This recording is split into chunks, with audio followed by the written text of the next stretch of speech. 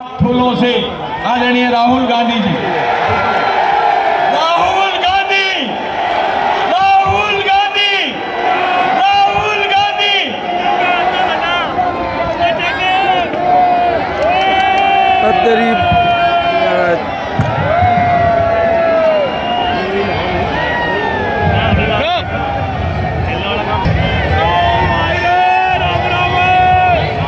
खड़गे जी, केसी वेणुगोपाल जी, शक्ति सिंह जी, उदयभान जी, भूपिंदर हुड्डा जी, कुमारी सैलजा जी, रणदीप सुरजेवाला जी, भूपिंदर हुड्डा जी, Digvijay Singh ji, BK Shiv Kumar ji, Narayan Swami ji, stage पे Congress party के सब वरिष्ठ नेता,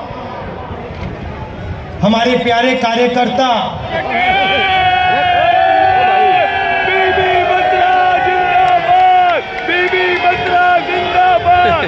मतलब दूसरा नाम आपका, प्यारे कार्यकर्ता का दूसरा नाम बब्बर शेर और शेरनिया। प्रेस के हमारे मित्रों,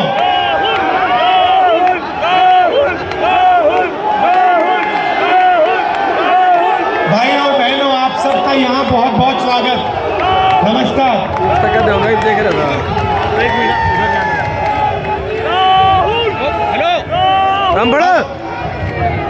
112 दिन हो गए बस ये यात्रा कन्याकुमारी से शुरू हुई और आज यहाँ पानीपत में ऐतिहासिक हिस्टोरिकल जगह में आज हम यहाँ सुबह चले हैं। आपने इतना प्यार दिया, बहुत जबरदस्त स्वागत किया आपने, और आप हजारों लोग हमारे साथ चले, इसके लिए मैं आपको दिल से धन्यवाद करना चाहता हूं।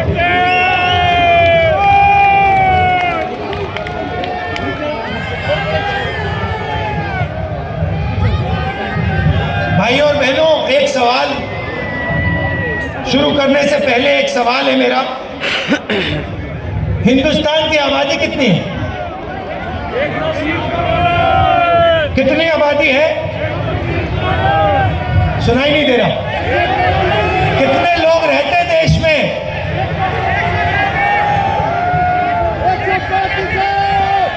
कितने?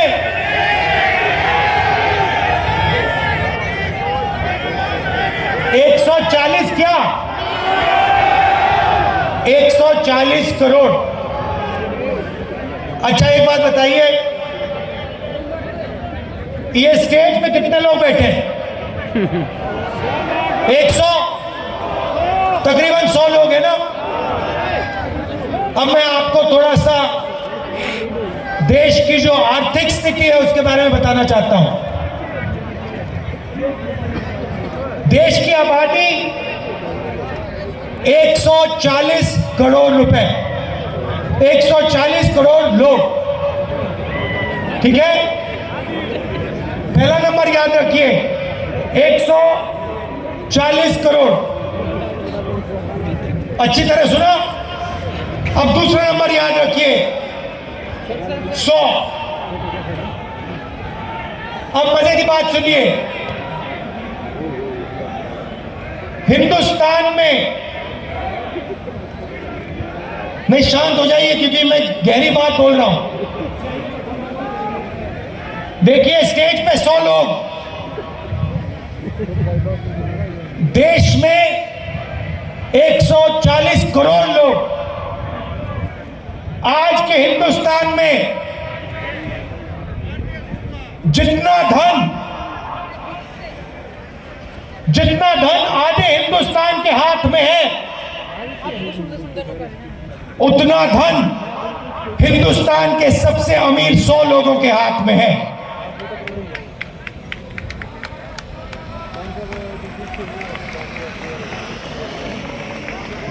जितना धन आधे हिंदुस्तान के पास है, उतना धन हिंदुस्तान के सबसे अमीर 100 लोगों के हाथ में है।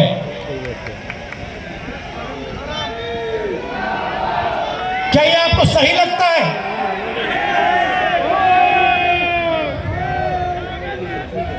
क्या आपको इसमें न्याय दिखाई देता है?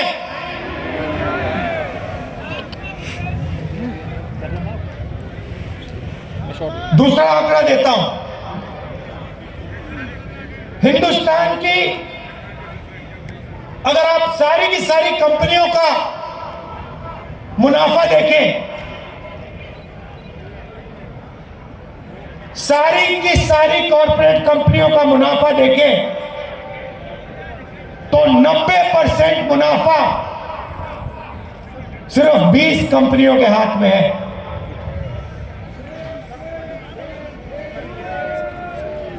मतलब 90% मुनाफा 20 कंपनियों के हाथ में, और इस देश का आधा धन 100 लोगों के हाथ में। यह है नरेंद्र मोदी जी के हिंदुस्तान की सच्चाई।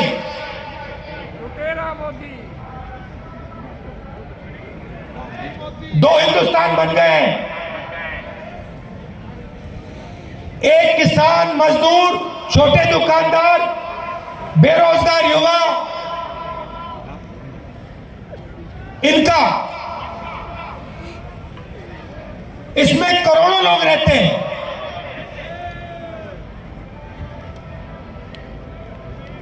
और दूसरा हिंदुस्तान 200-300 लोगों का हिंदुस्तान। 200-300 लोगों के हिंदुस्तान के पास पूरा का पूरा धन। Shem Shem Shem. आपके पास कुछ नहीं।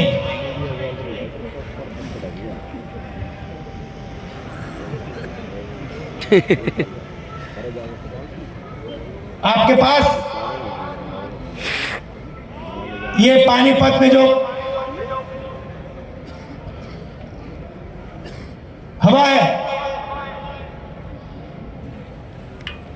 जिसमें आप सांस नहीं ले सकते,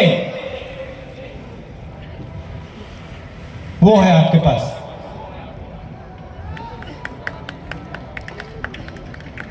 ताली बजा रहे हो भैया? कैंसर है ये।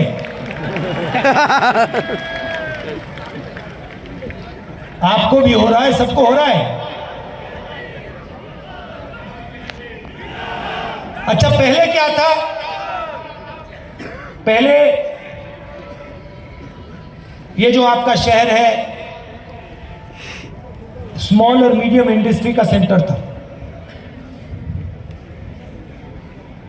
यहां पे हजारों छोटे बिजनेस चलते थे, लाखों लोगों को रोजगार मिलता था।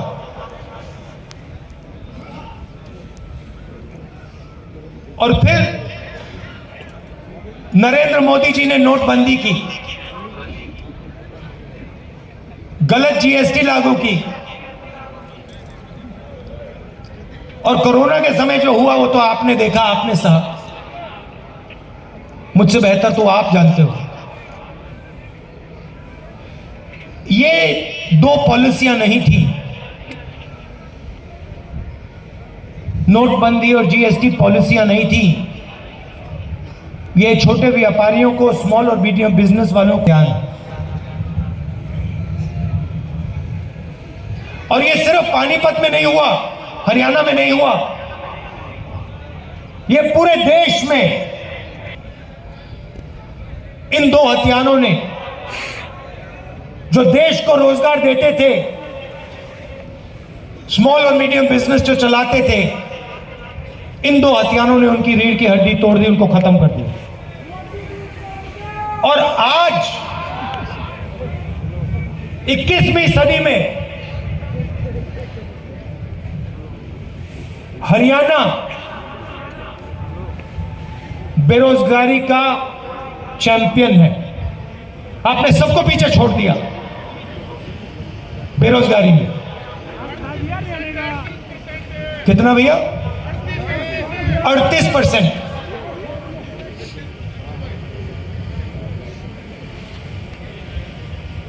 की बात नहीं,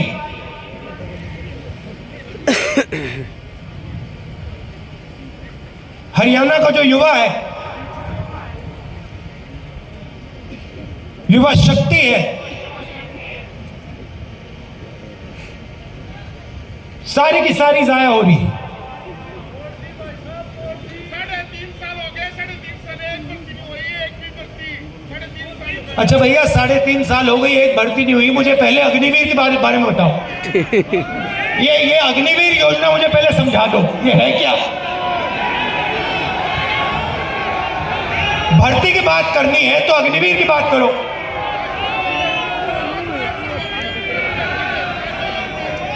ये कहते हैं, पहले कहते हैं हम देशभक्त हैं,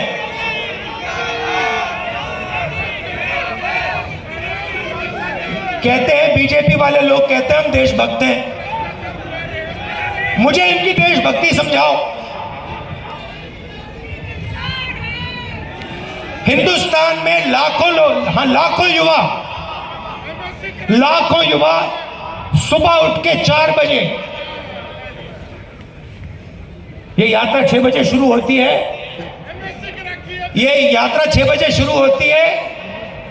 इसके बारे में कंप्लेंट आ रही है कि भैया इसको 6 बजे नहीं, इसको 7 बजे शुरू करो। मैं कहता हूं नहीं, मैं नहीं करता, मैं 6 बजे करूंगा। 8 बजे कह रहे हैं, देखो ये 6 बजे चालू होती है। किसान कितने बजे उठता है? 4 बजे। जो सेना में भर्ती होने के लिए रनिंग की प्रैक्टिस करता है, वो कितने बजे उठता है? 4 बजे। और ऐसे लाखों युवा सपना देखते हैं, लाखों युवा सपना देखते हैं। किस चीज का सपना? तिरंगे की रक्षा करने का सपना। और लाखों में से वो 4 बजे उठ के दौड़ते हैं। हर स्टेट में सुबह सुबह अगर आप जगो, आप इनको देख सकते हो। कभी उनको रोको, उनसे पूछो भाई क्या कर रहे हो? वो ये नहीं कहेंगे कि हम सेना में जाने की तैयारी कर रहे हैं। वो कहते हैं हम तिरंगे की रक्षा करना चाहते हैं, वो कहते हैं। अब लाखों युवा दौड़ते हैं। हर 80,000 तकरीबन हर साल 80,000 चुने जाते थे। कोई अरुणाचल जाता था, कोई जम्मू कश्मीर, कोई राजस्थान, रेगिस्तान में बारिश में अपनी पूरी की पूरी जिंदगी बच्चे, परिवार, माता पिता सब कुछ परे करके छोड़ के बॉर्डर पे जाके खड़ा हो जाता था।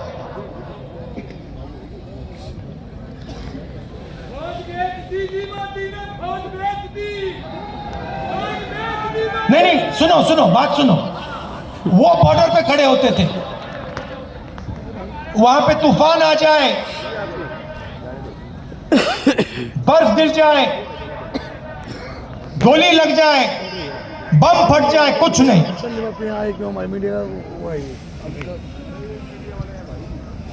देश के लिए, अपना खून देने के लिए 80,000 युवा हर साल सेना में भर्ती होते थे। अब उनको पहले सबसे पहले सेना उनसे कहती थी, देखो एक दिन ऐसा आ सकता है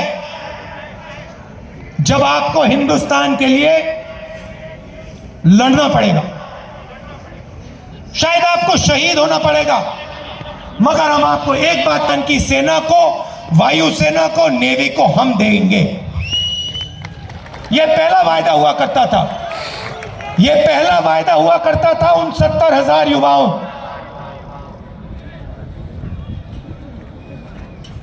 आर्मी कहती थी हिंदुस्तान की सरकार कहती थी तुम्हें हम बिना ट्रेनिंग दुश्मन के सामने कभी नहीं खड़ा होने देंगे, क्योंकि हम तुमसे प्यार करते हैं, हम तुम्हारा आदर करते हैं, हम तुम्हारे खून की रक्षा करना चाहते हैं। बिना ट्रेनिंग हम आपको कभी नहीं भेजेंगे, मर जाएंगे मगर नहीं भेजेंगे। पहला वायदा। दूसरा वायदा, 15 साल आपको सर्विस मिलेगी,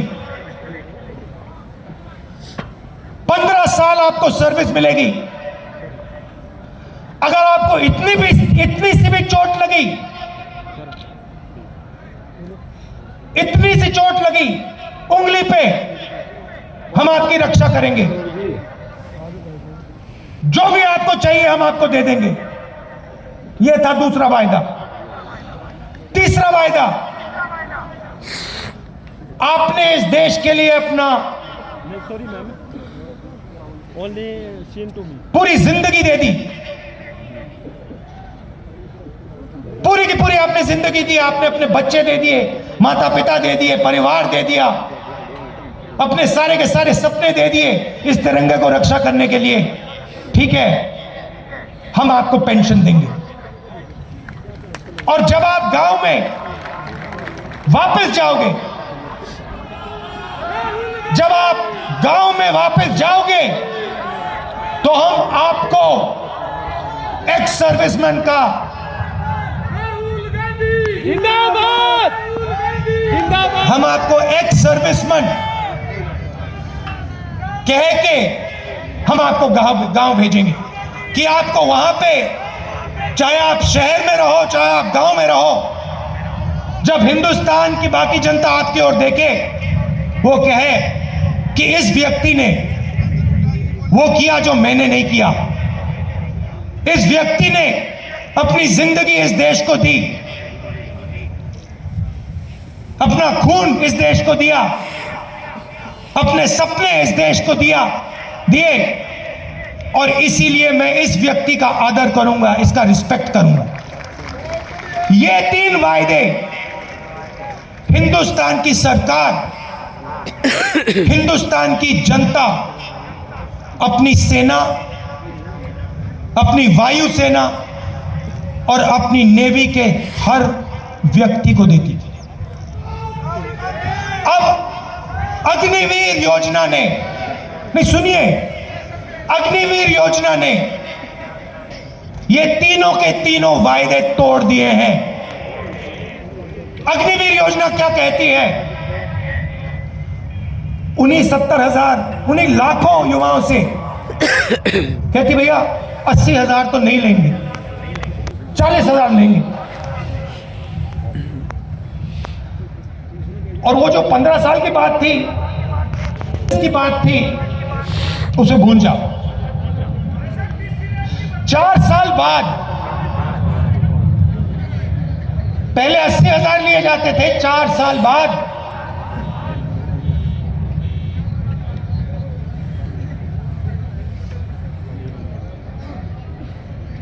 4 साल बाद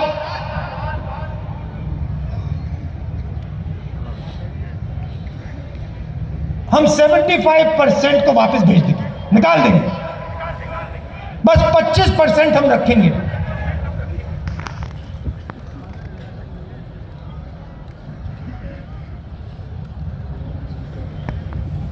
% को हम रखेंगे, बाकी को हम छोड़ देंगे। आप लोग जाइए,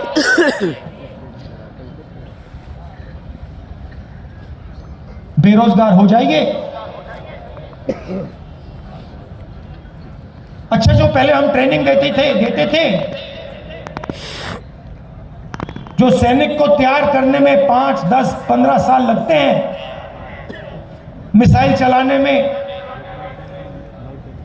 रॉकेट चलाने में, हथियार को ठीक से चलाने में जो टाइम लगता है उसको भूल जाइए। सिर्फ 6 महीने की ट्रेनिंग की जरूरत है। 4 साल बाद घर वापसी। तो ये वायदे नरेंद्र मोदी जी ने और बीजेपी ने तोड़े हैं। जब मैं ये बात उठाता हूं तो कहते हैं मैं सेना के विरोध बात कर रहा हूं। मैंने बोला था प्रेस के मित्र हैं, ये भी उनकी बात करते हैं कि देखो भैया,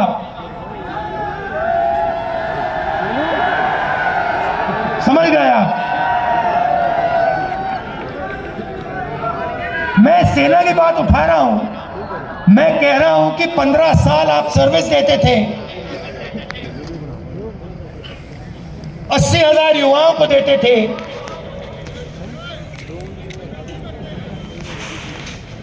पेंशन देते थे, अब नहीं दोगे।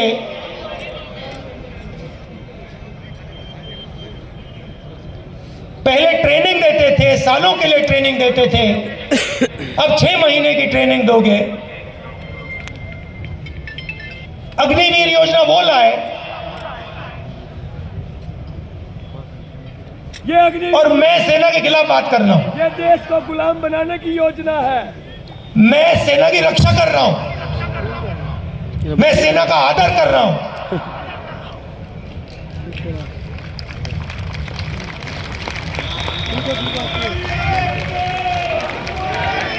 और भाइयों और बहनों, एक और बात, जब वो युवा सड़क पे दौड़ते हैं, लाखों दौड़े, जब उन्होंने सरकार से कहा, जब उन्होंने कहा सरकार से कि भैया ये अग्निवीर योजना हमें अच्छी नहीं लगी, हम आर्मी में देश की रक्षा करना चाहते हैं, तो फिर सरकार ने क्या किया आप जानते हो? सरकार ने कहा कि इनके अगर चेहरे कैमरा पे आ गए, जो धरना दे रहे थे, अगर इनके चेहरे कैमरा पे आ गए तो इनको कोई सरकारी नौकरी नहीं मिलेगी। और धमकाया उनको कि बाहर मत आओ, अग्निवीर के बारे में सच्चाई मत बोलो, नहीं तो तुम्हें सरकारी रोजगार नहीं मिलेगा। मैं चला हूं 3000 किलोमीटर चला हूं, उस सारे के सारे युवा मुझसे मिल रहे हैं, सारे के सारे कह रहे हैं कि हमारा सपना तोड़ दिया, हमारा भविष्य बर्बाद कर दिया। छुपाई नहीं जा सकती बात। हरियाणा 10%, सेना को 10% हरियाणा लोग देते हैं, आप देते हो। हरियाणा का हर युवा जानता है, अग्निवीर का मतलब हर युवा जानता है, हर सैनिक जानता है।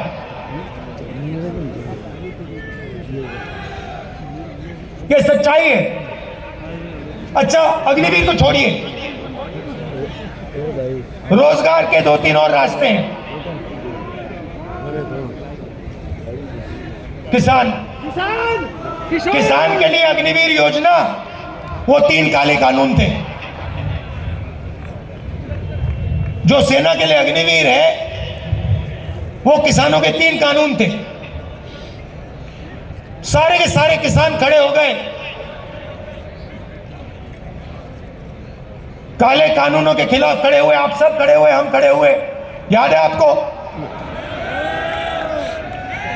और जब किसान खड़े हुए, नरेंद्र मोदी जी ने क्या कहा?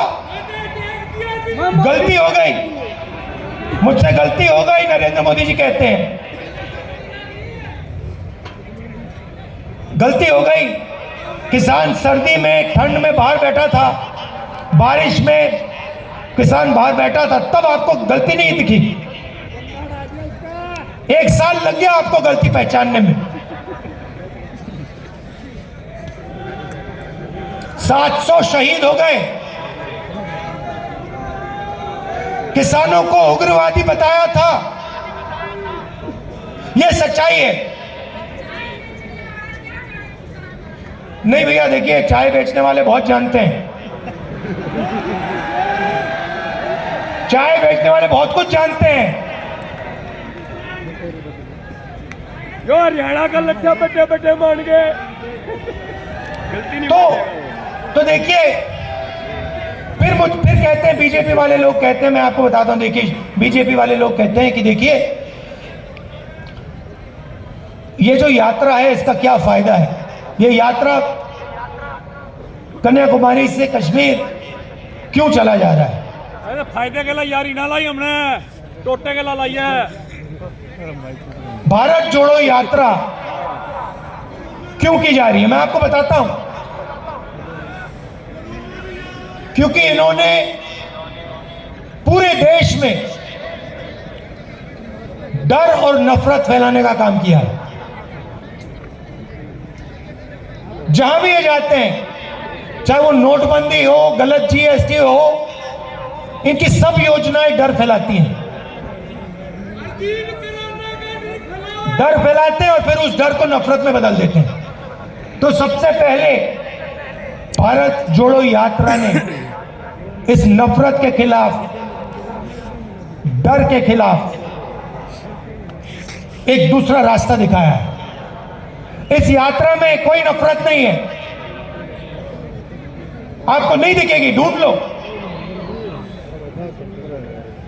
यहां पे सब हिंदुस्तानी चल रहे हैं, हिंदू मुस्लिम सिख ईसाई सब, हर जात के लोग, हर धर्म के लोग, हर भाषा बोलने वाले लोग एक साथ चल रहे हैं, प्यार से चल रहे हैं, मोहब्बत से चल रहे हैं। कोई गलत बात नहीं बोल रहा है। कोई गिरता है तो कोई सवाल नहीं पूछता, भैया तुम्हारा धर्म क्या है, तुम्हारी जात क्या है, ना, एकदम उठा देते हैं, मदद करते हैं। सारे रास्ते में, हर स्टेट पे जब हमारे लोगों को चोट लगती है, कोई ना कोई उनकी मदद करता है। आम जनता खाना देती है, पानी देती है, मदद करती है। ऐसा हिंदुस्तान हमें चाहिए। मैंने बोला, उन्होंने पूछा क्या कर रहे हो? आपके नफरत के बाजार में मोहब्बत की दुकान खोल रहा हूं।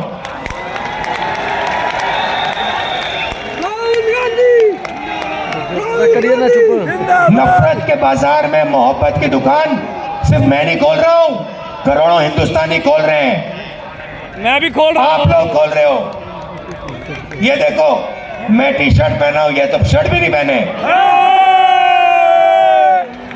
बीबी बत्रा के आशिक है हम, और आपके आशिक है। तो इस यात्रा ने नफरत को मिटाने का काम किया है।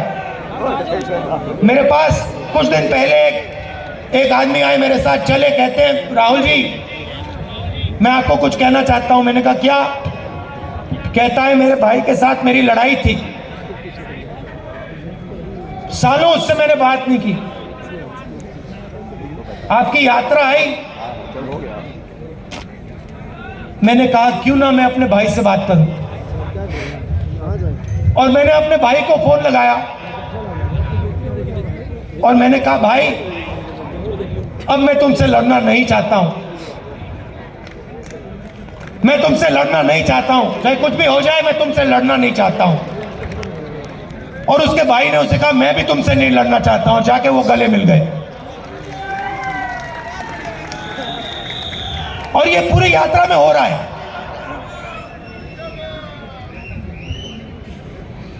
बहुत सारे लोग मेरे पास आए, मेरा पुराना मित्र था, उससे मैं लड़ गया, मैंने उससे दोस्ती कर ली।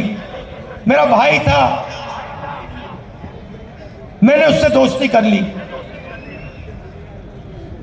तो सचमुच में ये यात्रा भारत को जोड़ने का काम कर रही है। वो मीडिया नहीं दिखाती भैया, भैया कैसे दिखाएंगे बेचारे। भैया एक बात बताओ, भैया एक बात बताओ, आप देखो, आप समझो बात। आप कभी घोड़े पे बैठे हो? बैठे हो ना? घोड़े पे लगाम होती है ना, अगर आप लगाम को इधर करोगे तो उधर जाएगा ना वो, अगर उधर करोगे उधर जाएगा ना वो। लगाम लगी हुई है भाई। वो कभी इधर खींचे उधर भाग जाते हैं, कभी उधर खींचे उधर भाग जाते हैं। मगर एक बात है, घोड़े के ऊपर मोदी जी की फोटो जरूर दिखेगी, वो तो दिखेगी। तो भैया अब बेचारे के ऊपर लगाम लगा हुआ है, वो क्या करें, उनकी गलती नहीं है, इनको भी जीना है, खाना खाना है, बच्चों की देखभाल करनी है, करनी तो है ना, सही बात है। तो ये देखो, ये मुस्कुरा रहे, देखो ये मुस्कुरा रहे, कह रहे हाँ भैया बात सही है, कह रहे देखो बोले हाँ बात तो सही की। तो हम समझते हैं कि आपके ऊपर आपके लगाम लगा रखी है, और हम जानते हैं कि हम जानते हैं कि आप सच्चाई को पहचानते हो, सच्चाई बोलना चाहते हो, मगर मुश्किल है, चलता है, हो जाएगा काम।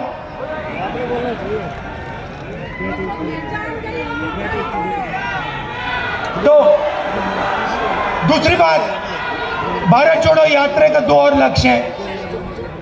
एक, नफरत के खिलाफ खड़ा होना, एक हिंदुस्तानी को दूसरे हिंदुस्तानी से जोड़ने का काम, मोहब्बत फैलाने का काम, ये यात्रा का लक्ष्य है। दूसरा लक्ष्य, जो देश में बेरोजगारी फैल रही है उसके खिलाफ खड़ा होने का है। और आखिरी बात, जो महंगाई है, जो आप सबको लगती है, चुपती है, पहले 400 रुपए का सिलेंडर होता था, आज 1100, पहले 60 रुपए का पेट्रोल, आज 100 रुपए का पेट्रोल, तो उसके खिलाफ खड़े होने की यात्रा है। और अंत में जो हिंदुस्तान की आर्थिक स्थिति है,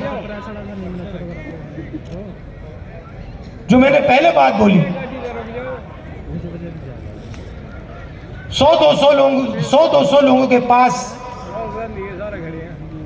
हिंदुस्तान का 50-60% धन, और किसान, मजदूर, छोटे व्यापारियों के पास कुछ नहीं। ऐसा हिंदुस्तान हम नहीं चाहते। इसमें सबकी इज्जत होनी चाहिए, भाईचारा होना चाहिए, मोहब्बत होनी चाहिए, मिलकर ये देश आगे जा सकता है, किसी का भी मुकाबला कर सकता है, किसी भी देश का मुकाबला कर सकता है।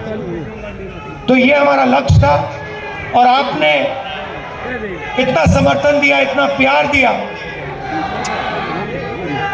इतना प्यार दिया, राहुल आई लव यू, इसके लिए मैं आप सबको धन्यवाद कहना चाहता हूँ। आखिरी बात, एक मैंने सोचा, अभी बोल रहा था तो मैंने सोचा, देखिए आप सबके पास